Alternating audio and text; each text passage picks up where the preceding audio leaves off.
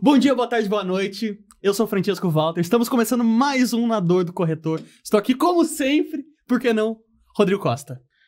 Bom dia, boa tarde, boa noite. Pra gente é bom dia, então a gente tá tomando café, mas se for boa tarde, também toma café. E se for boa noite, também toma café. Mas não toma muito de noite, porque de noite faz mal.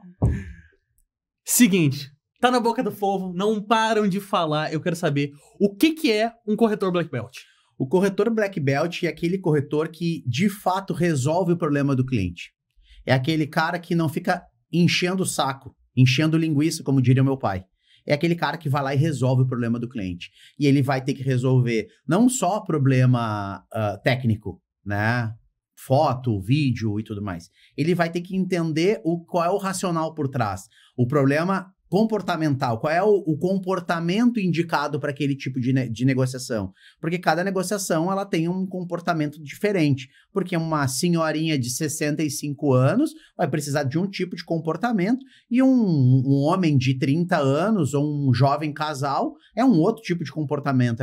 É uma dinâmica diferente, é uma velocidade diferente. Então é desenvolver esses soft skills, né, que são essas habilidades comportamentais, que são mais importantes que as habilidades técnicas. Tem muito corretor que que não está vendendo, mas comete o erro de achar que tem que estar o tempo todo vendendo, querendo vender. Qual é o grande erro dele? É o querer vender. Porque ele não quer resolver o problema do cliente dele. Ele quer resolver o problema dele. Porque quando ele está vendendo, ele está ganhando, se assim a gente pode dizer, na cabeça dele, porque na verdade ele não está ganhando nada. Porque ele ganha para resolver o problema do cliente dele. Então ele coloca a necessidade dele à frente da necessidade do cliente. Ele está vendendo por quê? Né? Ele tem que entender isso. Porque a venda ela tem que resolver um problema. Se ela não resolver um problema do vendedor e do comprador, ela não vai ser uma venda. Então, no momento que esse corretor ele não está vendendo e ele só pensa em vender, ele não pensa em ajudar alguém, em passar algum conteúdo, em alguma coisa, chegar lá, resolver de fato o problema do cliente, ele não vai vender. Aí ele vai perder venda para quem quer resolver o problema. Porque tem o corretor que quer resolver o problema do cliente. Eu, instintivamente, depois de um tempo eu comecei a entender isso, eu ia na casa do cliente para resolver o problema dele. Eu queria vender o imóvel dele, mas eu queria entender qual era o problema, por que ele estava vendendo. Essa é a habilidade comportamental mais importante na minha concepção. Depois o restante é desdobramento disso. Porque se tu consegue identificar muito bem o problema daquele cliente, e aí o restante ele se desenvolve praticamente ao natural. Aí as habilidades técnicas vão ajudar nisso. Porque não adianta tu querer resolver o problema do cliente e não saber tirar uma boa fotografia, não ter acesso a um bom fotógrafo, não saber fazer um vídeo, não saber fazer uma descrição e tal. Agora, se não entender o motivo pelo qual, todo o resto ele se torna inútil. O que tu diria para quem diz que não tem tempo para estudar? É mentiroso. Começa por aí. Quem diz que não tem tempo para estudar é mentiroso. Porque dizem os estudos, por exemplo, que o brasileiro, em média, ele fica em torno de 5 horas e meia nas redes sociais. Então, como a gente está falando na média, evidente que vai ter pessoas que vão ficar 1 hora e vai ter pessoas que vão ficar 8, 9 horas.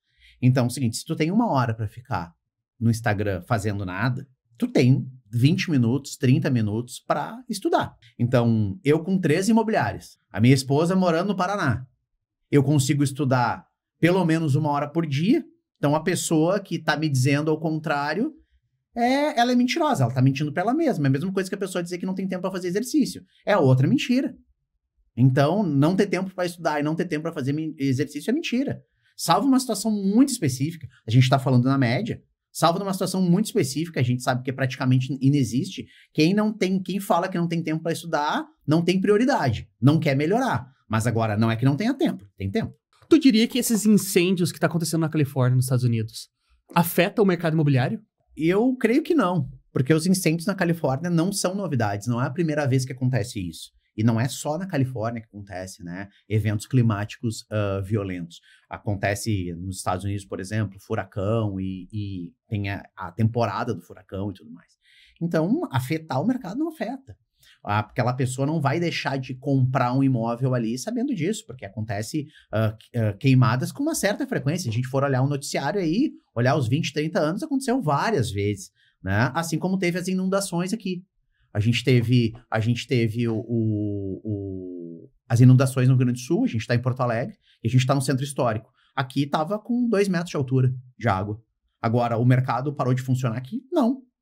Continua se vendendo no centro histórico? Continua. Assim como a gente tem negócio no 4º distrito, que foi completamente afetado, e a gente teve recorde de venda nos últimos 3 meses. Né? Outubro, novembro e dezembro, a gente vendeu quase 70 imóveis. Então, evento climático acontece? Acontece. Mas isso prejudica o mercado imobiliário? No primeiro momento, sim. Mas depois, não. Porque a pessoa que tem possibilidade de comprar numa região dessa, por exemplo, que a grande maioria das vezes é menos favorecida, mas não necessariamente, a pessoa vai continuar morando naquele lugar. E ela, às vezes ela tem uma identificação com aquele lugar. Então, o que vai acontecer? Ela vai continuar morando ali. E, principalmente nos incêndios na Califórnia que a gente está falando aqui, né? É uma região supervalorizada em vários lugares lá da Califórnia. Vai continuar acontecendo normal. O mercado vai ter uma breve crise, mas as pessoas não vão deixar de morar lá porque houve um incêndio. Porque senão já poderia ter acontecido isso há 30, 40 anos atrás. Para aquele corretor que diz que, do meu jeitinho é o que dá certo. Dá certo? Tem resultado? Como diz o Lázaro do Carmo, o que interessa é o resultado. Tem resultado? Se não tem resultado, não é bom. Tem que mudar. Agora, tem resultado? Continua fazendo o trabalho. Quer melhorar o resultado? Melhora a performance. Analisa indicador. Olha para onde o que está sendo feito. Agora, do meu jeitinho. O que é jeitinho? Né? Eu conheço técnica. Pode ser que às vezes a pessoa não sabe identificar que ela tem uma técnica. Ela faz muito bem alguma coisa, mas ela não consegue entender racionalmente por que ela faz isso. Isso é uma coisa. Mas jeitinho, o que é jeitinho? Para mim, jeitinho já é uma coisa ruim, né? Jeitinho significa alguma coisa que é meio que fazer alguma coisa errada e tudo mais, né? Até a gente tem uma expressão muito ruim que é jeitinho brasileiro. Mas agora, jeitinho, para mim é técnica. Não tem jeitinho. Por que a honestidade é importante para um corretor de imóveis? Porque a honestidade é importante para a vida. Nem sempre ser honesto é o caminho mais rápido, mas é o caminho que, de fato, é de longo prazo. Então, a honestidade não para o corretor de imóveis, para que seja quem for, para o médico, para o gari, para diarista, seja lá quem for. Quem for honesto na vida vai ter um caminho longo, vai ter o longo prazo. Todo o jeitinho, a mentira e tudo mais, ela, mais cedo ou mais tarde, ela é descoberta. E eu acredito muito em energia divina, né? Eu sou cristão, então para mim fazer o certo é a obrigação. Eu sempre faço o certo? Não, eu cometo as minhas falhas, como todo mundo comete. Mas ser honesto, não mentir, falar a verdade é o que vende. Porque o cliente, ele sente a verdade, ele vê a verdade. E quanto mais verdadeiro tu for, mais a pessoa sente isso. E ela até pode demorar um pouquinho para sentir, mas jeitinho, mentira, é uma coisa que eu não admito. Inclusive, eu já tive alguns corretores que trabalharam comigo e a gente simplesmente não trabalha mais por conta disso. O que tu diria pro corretor que diz, meu foco agora é vender, não é aprender algo novo? Para vender, tem que aprender algo novo. Tu tá vendendo bem? Tu tem resultado? Se ele fala para mim que ele precisa vender, por exemplo, ele não tá tendo resultado. Porque não tem como a gente ter resultado diferente com o mesmo conhecimento. Então, se eu tenho o mesmo conhecimento, por exemplo, é aquela coisa, a gasolina que vai te levar de Porto Alegre a Florianópolis não é a mesma gasolina que vai te levar de Florianópolis a Curitiba. Não é, é conhecimento novo. Então, dinheiro novo vem de fato novo. Isso o Lázaro do Carmo já fala. Fato novo, dinheiro novo. Fato velho, dinheiro velho. Então, quer continuar sendo a mesma coisa? Continua fazendo a mesma coisa. Agora, tu não tem resultado, não tá tendo resultado, e quer continuar fazendo a mesma coisa, tu é pelo menos incoerente. Não tem sentido nenhum. Então, é a mesma coisa. Eu quero emagrecer, e aí eu continuo comendo McDonald's e Burger King. Não faz sentido, não vai acontecer, né? Vou continuar gordo. Então, Rodrigo, o corretor de imóveis pode levar um calote e não receber? Pode. Não é muito frequente. De maneira geral, as pessoas são honestas e são corretas, mas às vezes a gente tem esse problema. Eu na imobiliária tenho alguns processos aí contra alguns clientes que infelizmente não nos pagaram e tal, e acontece. A gente tem um fato bem emblemático, eu não conheço muito bem o caso, mas eu sei que foi noticiado aí nas redes sociais, nas mídias, a questão do Bruno Galhaço. Bruno Galhaço tem um processo rolando contra ele, que parece que o corretor vendeu o imóvel dele e ele não pagou a comissão. Então, assim, Agora, não estou fazendo juízo de valor, não sei por que aconteceu, não sei se o corretor está certo, mas que aconteceu essa situação, que é fato com o Bruno Galeasso, que existe um processo contra ele para pagamento de comissão, existe. Agora, não sei se essa pessoa está querendo ganhar notoriedade por conta disso, porque né, é um cara famoso, mas eu imagino que tem alguma coisa que não está bem dita. Mas acontece sim. Por que tu acha que um corretor tem que, na hora de se destacar da forma certa? Agora, no começo do ano, veio um corretor nas redes sociais falando que não vende para petista.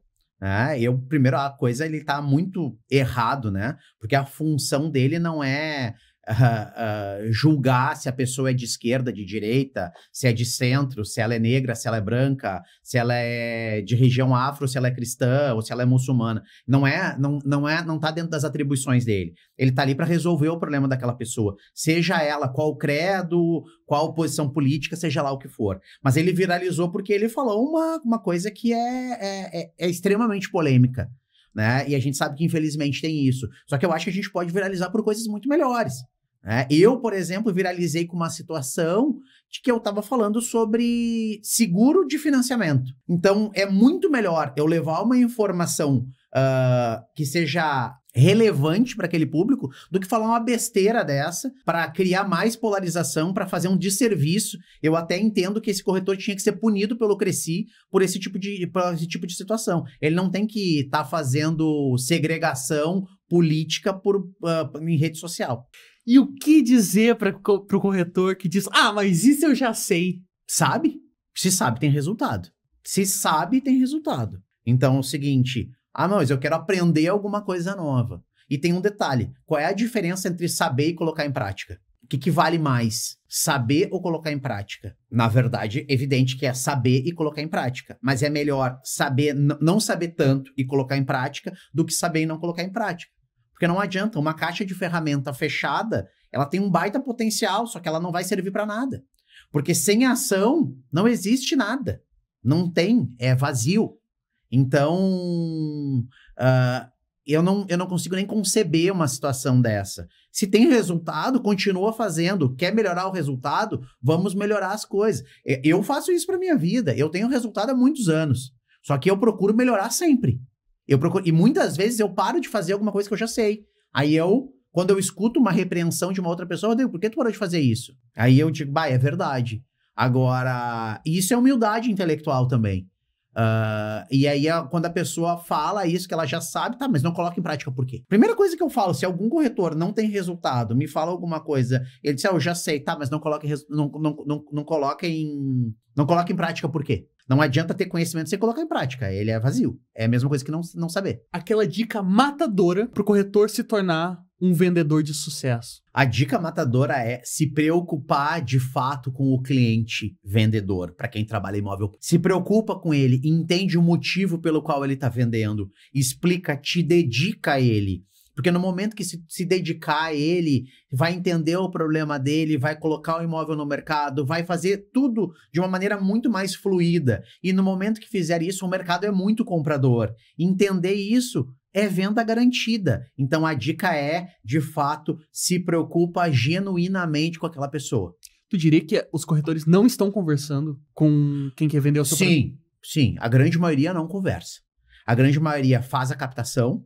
Estou falando na parte de qualificação de produto, né? E a grande carteira, a gente tem uma carteira aí com 70%, 80% desqualificada. A gente abre qualquer portal aí, qualquer site, a grande maioria dos portais, dos sites, eles estão com imóveis defasados, com imagens ruins, com preços exorbitantes, com cadastros horríveis, que não às vezes tem imóvel que, para eu, que sou corretor há muitos anos, eu tenho dificuldade de entender.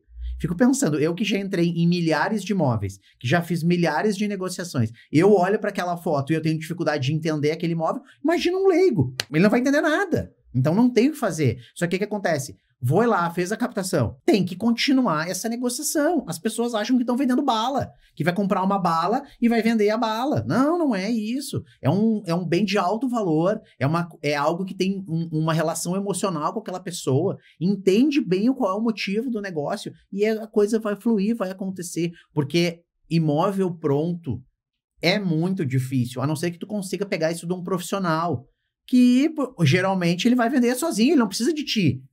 E uma das coisas que eu digo assim, às vezes eu vejo o corretor falando, aquela pessoa lá é ignorante. Eu digo, sim, né? Ela não sabe, porque se ela soubesse, ela não te contratava, né? E ainda bem, porque nós somos ignorantes em vários aspectos. Imagina se eu fosse médico, eu não buscaria um médico, né? Se eu fosse mecânico, eu não buscaria um mecânico. Eu sou ignorante em mecânica de carro, eu sou ignorante nisso. E aí tem aquela pessoa que é ignorante no mercado imobiliário. E é por isso que a gente tá aqui, pra gente suprir essa necessidade dela. Quem quer se tornar um corretor Black Belt? Então, corretor, clique em Saiba Mais, te cadastra para a lista de espera, que é assim que a gente fizer um novo treinamento, a gente já te manda lá no WhatsApp para desbloquear tuas vendas, te ensinando como fazer uma captação que de fato converta, para te parar de fazer aquela captação encheção de linguiça e para te começar a ganhar pelo menos 15 mil reais por mês nos próximos 60 dias. Então te inscreve em algum lugar aí no Saiba Mais e vamos embora. Finalizando mais um Na Dor do Corretor. Eu sou Francesco Walter, siga nas minhas redes sociais, francescomkt.imob. Rodrigo? Eu sou Rodrigo Costa, me siga nas redes sociais, eu sou Rodrigo Broker.